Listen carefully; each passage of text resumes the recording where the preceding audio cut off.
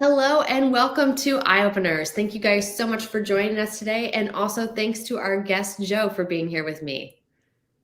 Thank you for having me. Appreciate it. Yeah. Joe, what we do here is we drink a lot of coffee and we hope that that brings us some new insights into business and leadership and how you're changing the world. So cheers to that. Yeah, cheers. I am repping my alma mater today, University of Hawaii, praying that these clouds go away and that it Yeah, brings sure. sunshine. But tell me a little bit about what you're drinking. You know, all my guests have their little particular ways they like their coffee or whatever you drink. Yeah, so for me, it's closer to it's in the afternoon. So I usually switch if I continue coffee. Usually switch to a mushroom based coffee, which doesn't taste like mushrooms, but it's the like Four Sigmatic brand stuff because Yeah. it's a sort of lower caffeine, slower digesting. So that's the afternoon stuff for me. Mm-hmm. Tell people a little bit about that. I happen to know it because I'm a big Tim Ferriss fan, and when he started talking about it, I definitely bought some. And I'm with you. I never have caffeine after 12 o'clock because I will not be able to sleep. But tell us a little bit about how you make it for people who aren't familiar. Yeah, so for me, yeah, I'm not an expert in or really find any like artistic expression through making coffee. I'll just admit that I'm a kind of a push button guy. So I just buy honestly the packets that you can then put into boiling water, and you can get different sort of mixtures of it. If it's stress relief you want, then you can get some things with like lion's mane and ashwagandha root, those types of things. So so I bought a few of those and like them for like afternoon stuff, and it's pretty straightforward. I think on Amazon too they have like K cups if you have a Keurig machine or whatever. So Yeah. so yeah, it's a good choice for those who have a high sensitivity to caffeine, which I'm definitely one of those people. So Yeah, that's awesome. I think you're the first one on here to talk about it. oh, good. And it's really important because everybody has different preferences or their body responds in a different way. And I'm also not here to be like pushing caffeine all day Yeah, long. no. Just happens to be something I enjoy. And I know it definitely has an eye-open effect for me. So Yeah, totally. and I'm not super picky. Today I'm a pour over girl, and I do enjoy a little artistic element to it. Yeah. But really, I'm approaching it kind of like a science. I'm trying to figure out, how am I going to derive like the best flavors and from which type of beans and from which type Sure. of brewing experience. So I got my little research project going, and Yeah. that's kind of why I'm asking everybody else what they do to add Yeah. to the research. Another one that I go to for beans is called I think that's pronounced Kion or Kion. Maybe it's Kion, and it's like a branched chain amino acid sort of enhanced like coffee bean thing. But that one usually also I don't get the jitters and can kind of have a longer lasting sort of energy boost. So that's another good one. Yeah, awesome. I know when I make mine bulletproof, Yeah, I sure. avoid the jitters too. It's a totally different coffee experience for me. Cool. Well, that was your coffee intro. Now give us a real intro, give us the highlights of what brought you to this point, being founder of Scanalytics, and maybe some key, interesting points along the way so that we can dive into where you're at now. Sure. Yeah. So, so academically, I went through a couple different programs and studied sort of a broad range of things from organizational behavior to applied neuroscience, and however briefly.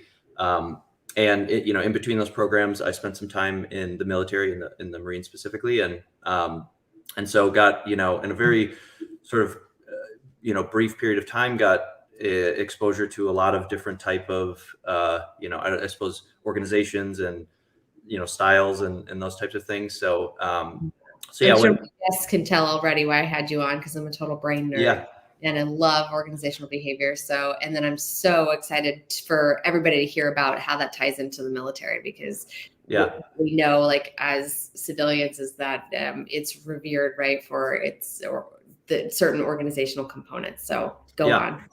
Yeah, so those things, sort of combined, I suppose, to give me I guess what expresses like a unique view on um, learning new information and building things, and I, wanted to apply that to, um, as big of a problem as I could in the civilian world, and to Mhm. me, the what I was sort of always interested in, especially being in different types of environments through the military to school to everything, is that the sort of idea that our like subconscious cognitive mechanisms that underpin our human experience of the physical world around us is not it wasn't as deeply explored, certainly when Scanalytics started, and even now I would say, meaning like a lot of people don't realize that by the time you turn 50, like 45 of those years would be like continuously spent inside of a built environment, literally inside of a building.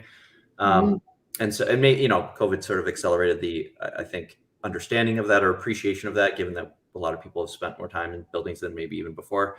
So I really wanted to understand, like, how could we improve that world? How could we, understand it better and have it work for us, more effectively? And so that's sort of what started Scanalytics, and it ended up being, the figuring out if we were to do that, and wanted to approach it by sort of building a ability to do that computationally and scale it, that the floor is sort of this ubiquitous surface that all built spaces have, and we figured if we could instrument the floor as a sensor, um, it would sort of preserve privacy. It would be applicable in sort of any physical space, and that would Mhm. be a sort of, I guess, noble approach. And so that's sort of how Scanalytics got its start, and certainly have learned a lot along the way. So Right. And so, just for clarity, for listeners' sake, because I already got the chance to talk with you a little bit about it, but you guys are creating sensors to help people better understand, to collect information, to better understand how space is being used, how these buildings are being used, how people move about their space, how much time they spend in certain areas, where do they go from A to B, or do they go from A to F? And, okay. yeah, And tell me maybe just two use cases so people can kind of sure. get an image Yeah, of it. right. So the sort of underlying technology is, and pursuit is, quantification of physical space, right? And so one application that we're quite excited to go deeper into, that we've at least started, is in the senior living space, right? Where it's not just how many people are in a certain zone, or what they're whether or not they're moving, but at that level, and with our sensor granularity, we'll be able to actually, predict fall events, or help predict fall events based off of um, characteristics like the patient's gait deteriorating over time, or what's happening with what side that they're favoring, or Right. anomalies that might pop up there. So senior living being one, and then the second that we're pretty excited about is the work that we do with the U.S. Department of Energy, which is around better utilizing, or letting buildings better understand precise occupancy, so that they can more intelligently control the distribution of and cooling and heating of air in commercial buildings, which Amazing. um, is something I learned a lot about getting entering it, which is that buildings are quite inefficient without that information. So yeah, those are two that we're pretty excited about. Yeah, all you have to do is like live in a cold climate in an old house to understand how Yeah, inefficient some of these systems are. I mean, right. we moved out here to California. I was in Rhode Island for 15 years, and we had this beautiful, like 110-year-old house. And there would be one room that was like 80 degrees, and the other one is 60 and freezing. And Yeah, you're like, oh, there's something not right about this. yeah. Even new buildings sort of have that Totally, yeah, especially issue. commercial. So, right. Right, right. Interesting. So, let's talk about your vision, right? Because one reason why I wanted to have you on is you're just awesome, diverse background in different industries with different disciplines, and I'm curious, to hear you speak on what does this look like 3 years from now. So if you and I were to talk and do this again, and I'm like, oh, Joe, so great to speak with you. Um, what would you have accomplished that you'd be excited to tell me about?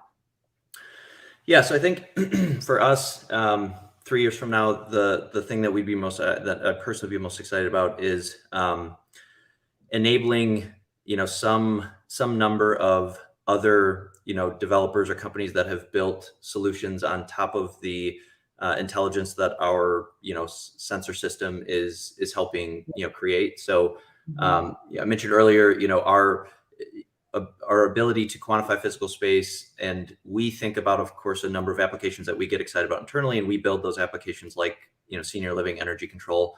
But I personally hope that, we only know internally like maybe 10% of the way that that same data could be used. And so what I'd be excited about is a growing community of applications that have been built by, third parties, where, if you can for example, if we had a huge number, like let's say 10 million or 15 million square feet of school buildings covered, Mm. our ability to kind of open that up to the public to say, hey, here's this programming interface that you could build an application on top of this intelligence that's coming from the space. What would you build? And it could be something from a school shooter safety situation, or just security, or occupancy control, whatever it might be. So Yeah. that's what I hope we're talking about 3 years from now. Oh, that's amazing. I really hope you are talking about a Yeah. solution to that 3 years from now. I'd be in big support. One thing I think about is the future of work, right? And so I speak all day long with entrepreneurs who have made the transition now. Some of them were remote before, had components that were, flexible work, but now so many people are getting rid of their workspaces. But there's a huge fear around these missed, like, serendipitous moments that in organizational behavior we call collisions, that were just the run into you moments that spark some kind of idea or creativity. And there's so much fear about these things being lost. But really, the kind of data collection you're talking about could really take the mystery out of that we think is just happenstance, or like I said, serendipity. But you could really start to understand, actually there's a pattern here, and these people tend to walk to this office at this time or whatever, and it might help us recreate this as the future of work changes. Yeah, yeah. Even before the pandemic, we had a couple of customers using it for the purpose of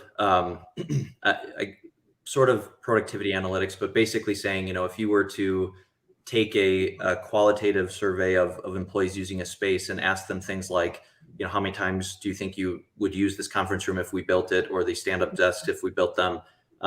Typically, there's a pretty big disconnect between, a survey like that and actual use. And so the further sort of understanding, not just how they're using it, but like to your point, how can it be designed in more of a real-time fashion to encourage the type of, like you said, collisions that you might want to make to have a more productive, work environment. Mhm. That's of a lot of interest to us. I mean, we're at Scanalytics specifically, we work with, not just bits and bytes, we work with atoms. So so a lot of times we do have to still even physically kind of come back and be there. And there is a lot of, you know, you notice a lot that you miss by when you have them after, those collisions after a long time. So, Mhm. so yeah, I think there is a world in which, the ability to quantify those collisions and what the impact that has on, businesses, or lack of, if there's a certain business that it doesn't work with, I think is a totally worth it. Mhm. Some of our listeners are saying interesting stuff. So yeah, and if you guys have any ideas for application or apps or whatnot, how this can be used, send them along. Maybe you're having an eye opener right now that can change this. And so, to build onto that question, with this vision of 3 years from now, what is your greatest opportunity within that? So, what is the thing that you would either want to create as an initiative, or is currently an initiative in your company to get you there? The greatest opportunity. Yeah, I think it's sort of, I suppose, externally, it is encouraging like you said, people, even people who might be coming to saying, that they might have their own ideas, like it's encouraging that, or provoking that thought, I think, because we haven't had information like this, or at least dense enough or granular enough information like this on how we use space. Although again, 2/3 of like everyone on the planet, spends time inside of physical environments. So I think that's, key and important, is that it's not just going to be introducing a technology, and even if that's, successful, introducing a lot of data on how it's being used, it's also encouraging the thought process that people can start thinking, like asking themselves, how would my life be better today if the spaces that I am entering today even would make my life whatever more productive, more streamlined, whatever it might be. So I think that's a big thing. And internally for us, a lot of scientists and engineers on the team, where our accomplishments are typically, technical milestones. And so that's both an opportunity and a challenge for us, which is, when successful, how can you, help the broader audience, think the way that we're thinking. Tell me more about that. So, we have the opportunity to, and the benefit of kind of getting this data, this information in real time, and kind of being at the bleeding edge of where this is going. And I think that's great. At the same time, though, we miss out on, maybe introducing that to the broader audience to say, well, at this point, how would you use it? Which is great, because sometimes we do have customers that come to us and say, hey, look, could you build this? We understand that you do this, but could you build this for us? And it's not something that we might have thought of, but clearly, drives value for them. So that's a hard thing to do, is especially with something like this, is focus is, again, there are however many different sort of categorically, how many different physical environments there are. Well, that's right. Sort of innumerate. So it's like, what are the biggest opportunities, the lowest hanging fruit, and then how do you build a way? Because this didn't exist before, so it's sort of we had to approach it with sort of a zeroth principle thinking, right? Where not even first principle, literally, like there was nothing to sort of deconstruct and reassemble. It was sort of assemble something, then deconstruct what you assembled, and keep going. So yeah, I think that just sometimes for us, me personally, certainly puts blinders on, like what else are we missing? Right. Great. So tell me, with your background, what do you feel like are some of those most important skills you got, maybe in a roundabout way, or like a way you weren't expecting, that you use most today? Yeah. So I think resilience is probably the thing that I've noticed across everything that I've been exposed to is key to, I think, getting anywhere, no matter what it is. Like it's just the whole, like, don't give up is very cliche, but like truly it's like just continuing to it's not about, I guess, finding all of the answers, right? It's about finding as many unknowns as possible, or finding as many problems with something as possible, and then sort of thinking, well, in the simplest terms, can this still be done if I maybe change the thinking of this or the process of that? So I'm not really like a huge sort of resume reviewer, but what I do like to see is any sort of voluntary introduction of adversity into someone's life. And that could be something as simple as marathon running, or it could be a number of different things. For me, I gave that example because I like endurance athletics, but that to me is something where, someone who does that is sort of voluntarily saying, okay, in my own time, I'll introduce something that is, difficult, that is not something you just pick up. It's not something you can perfect pretty much ever. And so that to me is important. And so we've, a lot of people on our team, I've even asked, like, I know how I kind of can keep going, but I ask other people that in chat, and we've got a couple of, like, my co-founders, a particle physics PhD, and that's what he said, right? Is that he's like, well, look, if you can last through a PhD program, you sort of have an underlying resilience that can transfer to something like this. So yeah, I think resiliency is a huge thing. Yeah. And I'm sure that's something that came up in your maybe neuroscience work, right? I know that there's so much research being done now, trying to uncover this like resilience gene, so to speak, Right. or maybe really in reality a genetic component to it, because it is such a difference maker for people in their lives. And I use the athletics analogy all the time in my work. I mean, just yesterday at the gym, the experience of doing something with a certain, like, for a finite amount of time, and having that mental uncomfortability of, I don't know if I can do this, I don't Right. know if I can complete this, and being with yourself physically in your body, like going through that, is really groundbreaking. And it is something that I encourage people to do for personal growth all the time, never mind like the immediate, like wonderful impacts of exercise, but really for the mental exercise of experiencing something that's uncomfortable, that feels challenging, that feels uncertain, and you don't know the outcome, Right. and working through it moment by moment and watching how you respond to it, and wanting to leave and like wanting to not do it, but pushing through anyway. Yeah. Yeah, totally right. It's the sort of post traumatic growth versus post traumatic stress, right? The idea Mhm. that that you can get stronger from those things if done right. So yeah, I completely agree. So speaking of breakthroughs, let's talk about what kind of breakthroughs you have had over the course of your career, or maybe even in this business, that has changed the way that you show up as a leader, or maybe even run your business.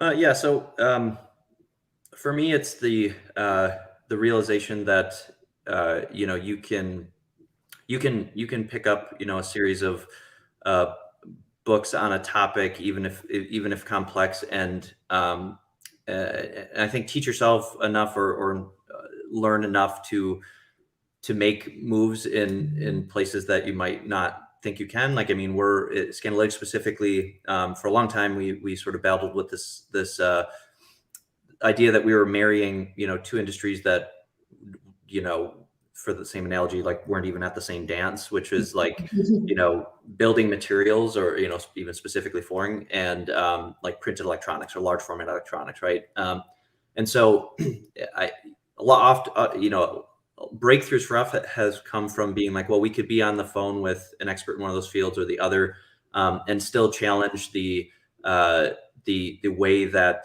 those things could be used or combined to create something. And so I think it's realizing that it's okay to sort of enter a subject with a sort of baseline naivete, but then be okay with, like, literally buying a textbook or whatever, and not thinking like you have to read it cover to cover, but like go through it enough to have conversations and ask, well, is something physically possible, meaning like, can I introduce something that doesn't uh like go against literal physical laws? Yes. Thanks. And if the answer to that is no, that this doesn't sort of go against one of those laws, like, okay, then it probably can be done. How could it be done? Those types of things. So I think it's that, but bottling that up, and kind of uh, disseminating that across a team is, I think, difficult to do unless the team is practicing that. So I think making sure that teams can, and individuals on teams can be exposed to problems where they have to do that on their own is important.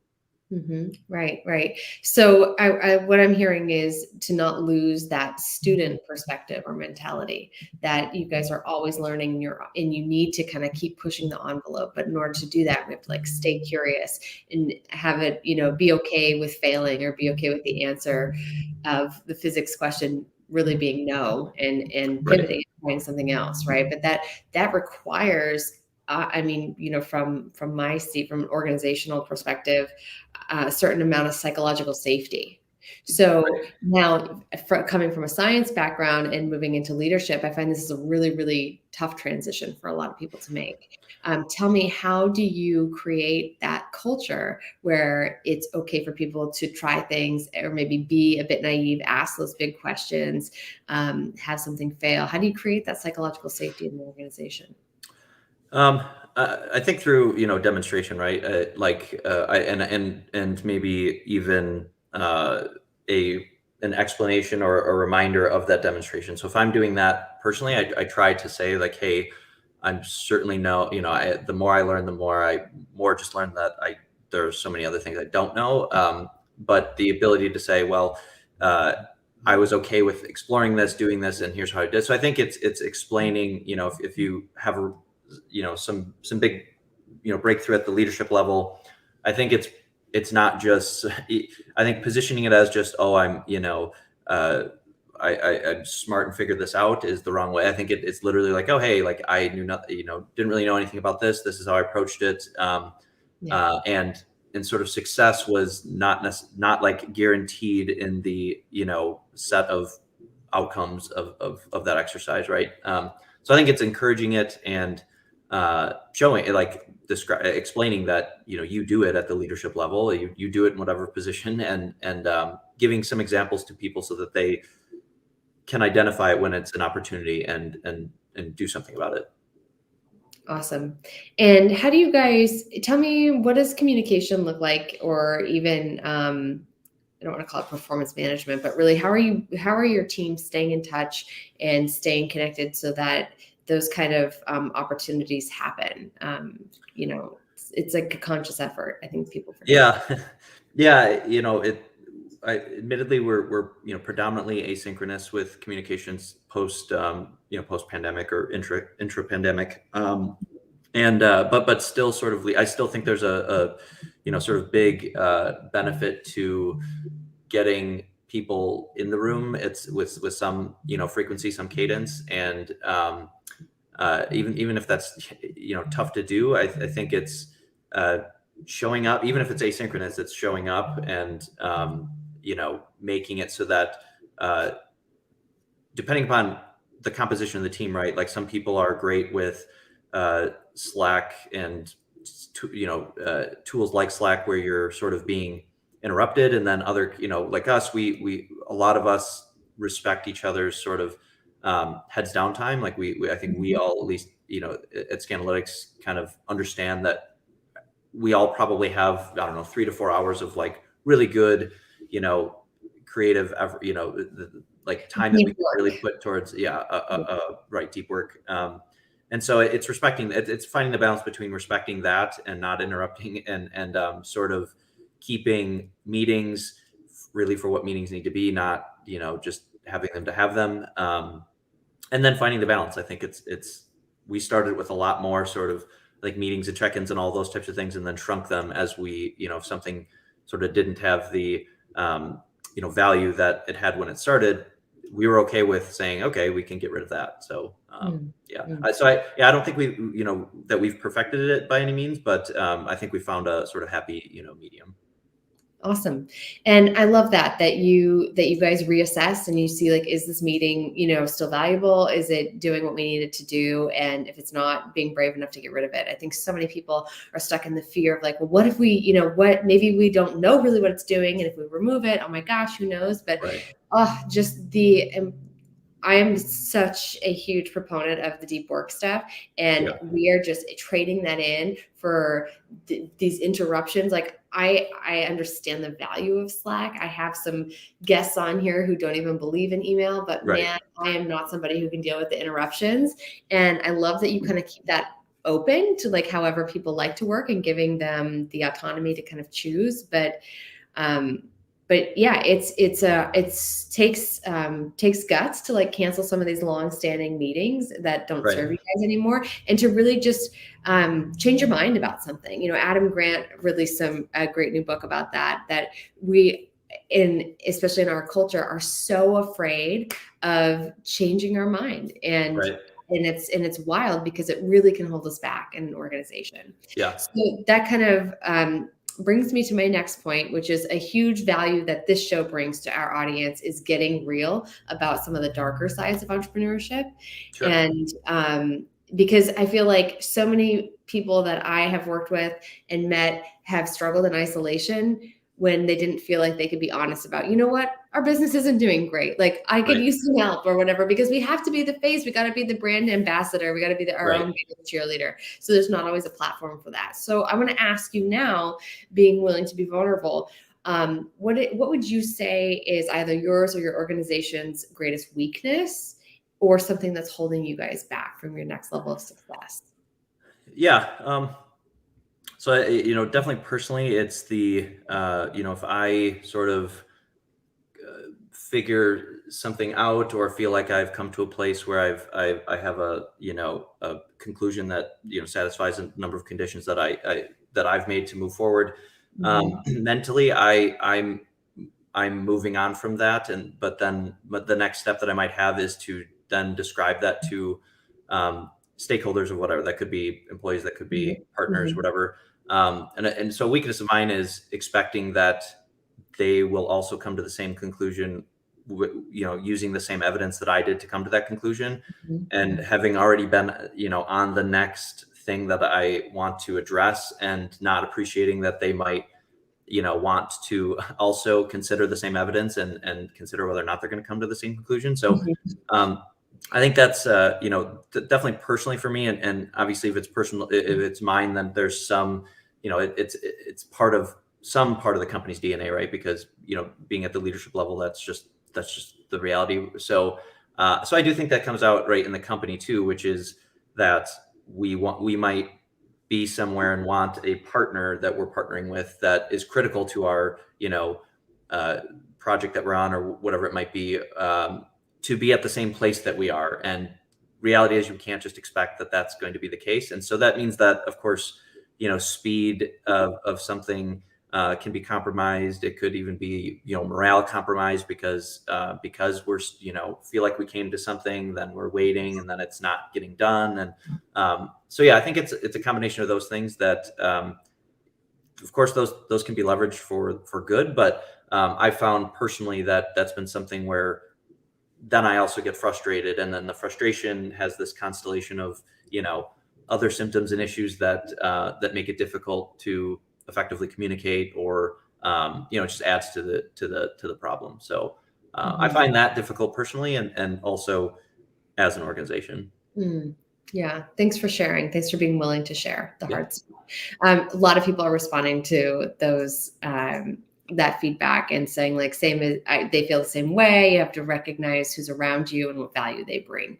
Right. Yeah, And it's I learned that we what I love about, Scanlytics is the diversity of the disciplines, be it, either academic or practice, of different Mhm. engineers, scientists, and other, even operational and sales, is that um, even if you have a small headcount, but if you have a very diverse, suite of people with those disciplines, not understanding that, successful communication with one group might be very much not successful communication with another. And so it's tough to feel like you've checked the box for something, right? And then that's tough, because if you're an entrepreneur, a pile up of, a cognitive or mental pile up of unchecked boxes gets in the way of, like, deep work, right?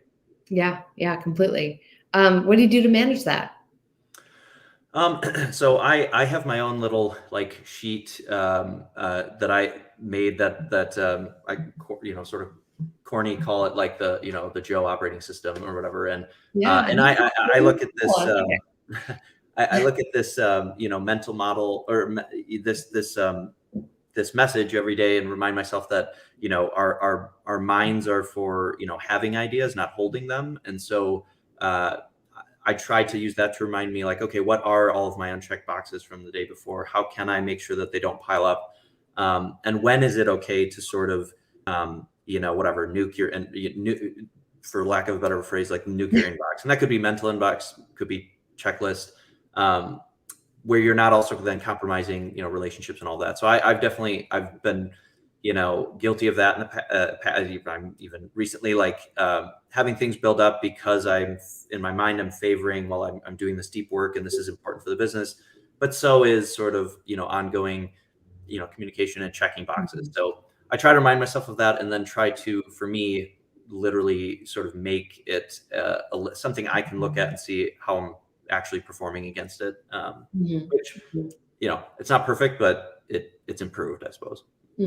Awesome. Thanks for sharing that. They are loving your quote of having ideas, not holding them. So super powerful. That's a really great, I mean, it's so nice to have just like a quick little like mantra like that to kind of reorient yourself when you can get lost in all the distraction of the shallow work pulling you away from it. So Right. really cool. This has been so wonderful to speak with you. Really great nuggets, little, eye openers that changed the way that I've definitely seen some things. I love the idea of a Joe's operating system. Yeah. Even just kind of personalizing it like that. I know you said this is like corny, but I think that it makes it feel like more tied in to you and less arbitrary. I mean, I am guilty of reading thousands of books and wanting to adopt something here or there. Everyone's trying to sell you the next best system. But I think when you really take something and make it yours, it's easier to stay true to it, to stay accountable to it, and making sure it's serving you. So that was really valuable. That's something Totally. I took away. How can people find you? So personally, probably, LinkedIn is probably the best place, professionally stuff.